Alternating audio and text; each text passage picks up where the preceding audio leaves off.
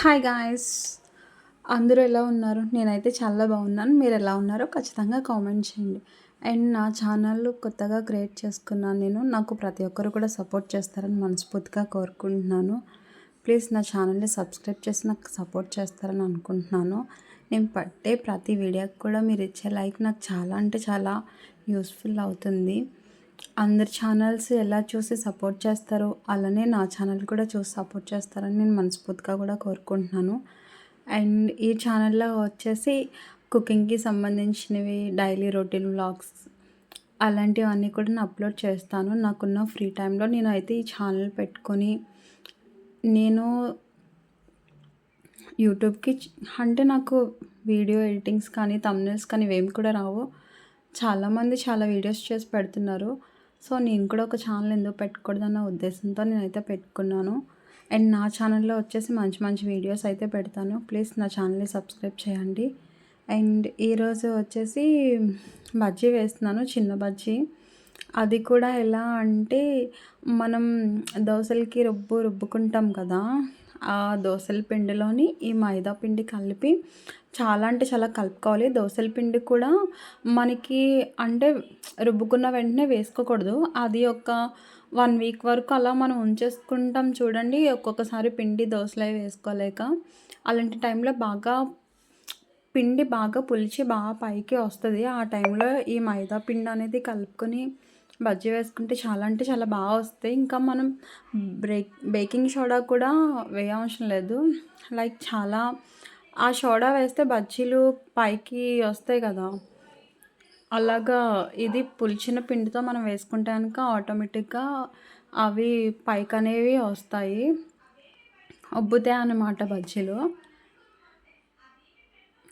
And నేను ఎలా వేస్తున్నానో ఈ వీడియోలో ప్రాసెస్ మొత్తం ఉంటుంది.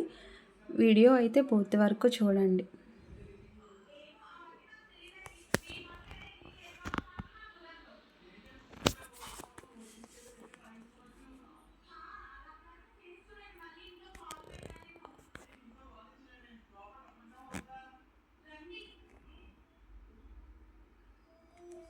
చూసారు కదా, నేను బజ్జీ వేయగానే ఎలా పొంగుతుందో అలాగా మనం బేకింగ్ సోడా లేకుండా కూడా పొంగేలా రావాలనుకుంటే కనుక దోసల పిండి అనేది ఖచ్చితంగా ఒక 4-5 డేస్ అయినా సరే ఉంచేసుకోవాలి. అంటే బయట కాదండి, ఫ్రిడ్జ్లోనే పెట్టుకోవాలి.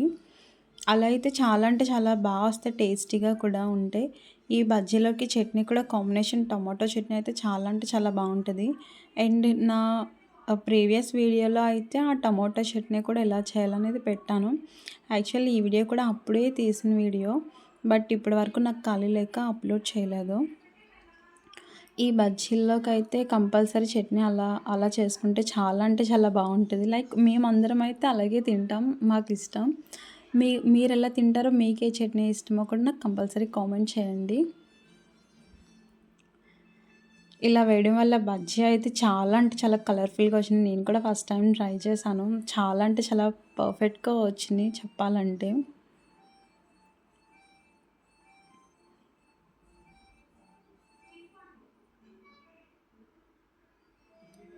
అండ్ నేను పెడుతున్న ప్రతి వీడియోస్కి కూడా వ్యూస్ చాలా బాగా వస్తున్నాయి. అది కూడా